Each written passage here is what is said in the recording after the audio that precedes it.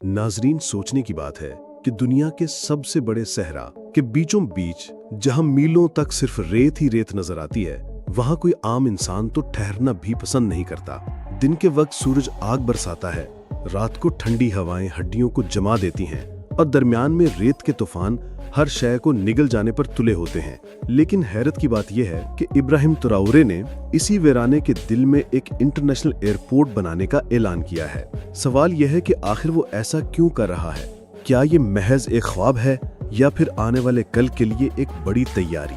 आज की वीडियो में हम इसी सवाल का जवाब ढूंढने निकले हैं कि आखिर इब्राहिम सहरा के बीचों बीच ये इंटरनेशनल एयरपोर्ट क्यों बना रहा है।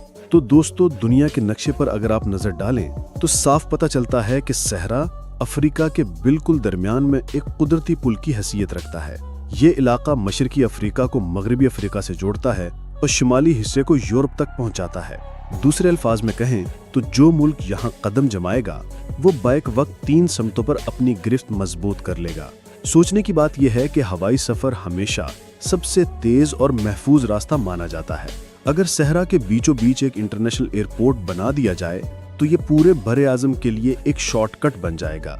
यूरोप से आने वाली परवाजें, एशिया से जाने वाले कार्गो तैयारे और अफ्रीका के अंदरूनी ममालिक सब के सब यहाँ से गुजर सकेंगे। इसका मतलब ये है कि वही सहरा जो सदियों तक सिर्फ ऊंटों के काफलों के गुजरने की जगह समझा जाता था, अब दुनिया के बड़े बड़े जहाजों की लैंडिंग स्ट्रिप बनने जा रहा है। इब्राहिम ट्राओरे ने इस नुक्ते को पहचान लिया है कि अगर इस मकाम पर कब्जा किया जाए तो बर्किना फासो सिर्फ एक मुल्क नहीं रहेगा बल्कि अफ्रीका का गेटवे बन जाएगा। यही वजह है कि उसने सहरा को अपनी अगली मंजिल बनाया है ताकि आने वाले कल में दुनिया का नक्शा बदलने पर उसका मुल्क मरकज में खड़ा हो। दोस्तों, इब्राहिम ट्राओरे ने सहरा के बीचों बीच एयरपोर्ट बनाने का फैसला महज दिखावे के लिए नहीं किया, बल्कि इसके पीछे एक मजबूत माशी सोच है। जरा सोचें, आज दुनिया की सबसे बड़ी मईशतें वही हैं जिनके पास तेज रफ्तार ट्रेड रूट्स और कार्गो सिस्टम मौजूद हैं। चीन ने अपनी ताकत बेल्ट एंड रूट के जरिए बढ़ाई, दुबई ने अपनी पहचान एविएशन और कार्गो हब बनाकर कायम की, और अब इब्राहिम सहरा के दिल में ऐसा ही एक कमाल करने जा रहा है। ये एयरपोर्ट सिर्फ मुसाफिरों के लिए नहीं बल्कि कार्गो के लिए भी एक शानदार मरकज होगा। अफ्रीका के किसान जो अपनी फसलें वक्त पर दुनिया तक नहीं पहुंचा पाते, उनके लिए ये एक नेमत साबित होगा। टमाटर, फल, सब्जियां, यहाँ तक कि सोना और यूरेनियम जैसे मादनी वसाइल अब आसानी से यूरोप और एशिया तक पहुंच सकेंगे। जहां पहले हफ्तों का सफर लगता था, वहां अब घंटों में माल अपनी मंजिल तक पहुंचेगा।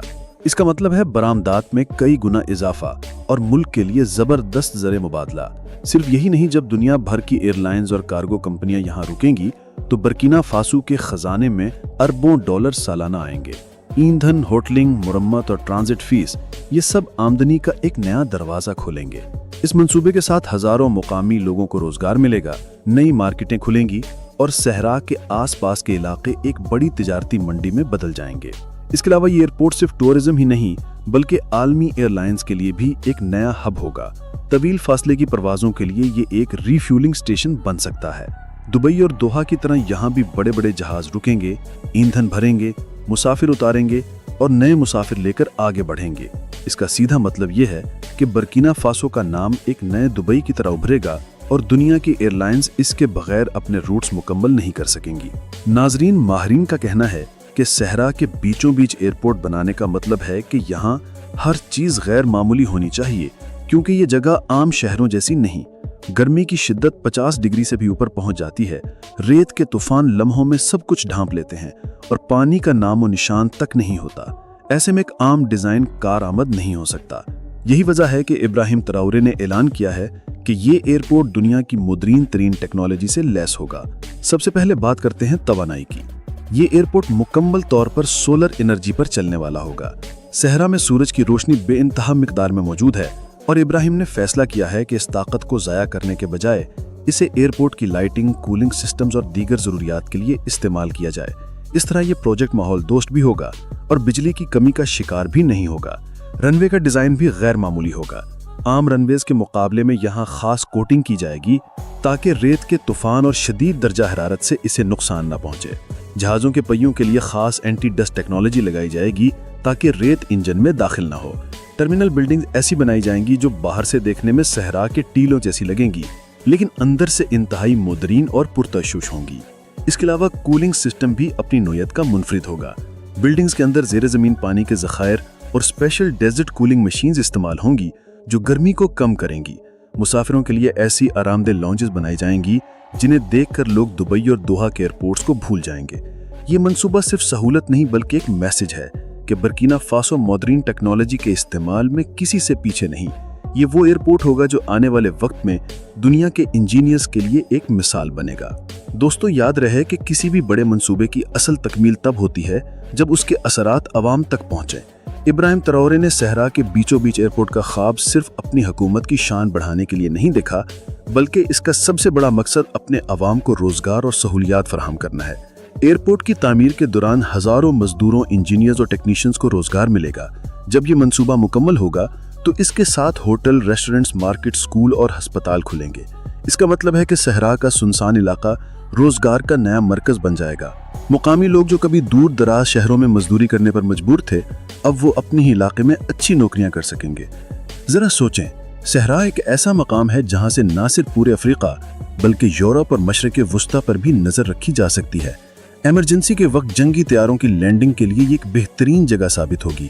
کسی بھی بیرونی خطرے یا اچانک حملے کی صورت میں یہ ایئرپورٹ فوج کے لیے ایک مضبوط بیس بن جائے گا۔ یہاں سے دشمن کی حرکات پر نظر رکھنا اور ریئل ٹائم ایکشن لینا آسان ہوگا۔ اس کے علاوہ یہ ایک ماحول دوست اور گرین پروجیکٹ ہوگا۔ ابراہیم کا ویژن یہ ہے کہ اس ایئرپورٹ کے ارد گرد لاکھوں درخت لگائے جائیں تاکہ ریت کے طوفانوں کو روکا جا سکے۔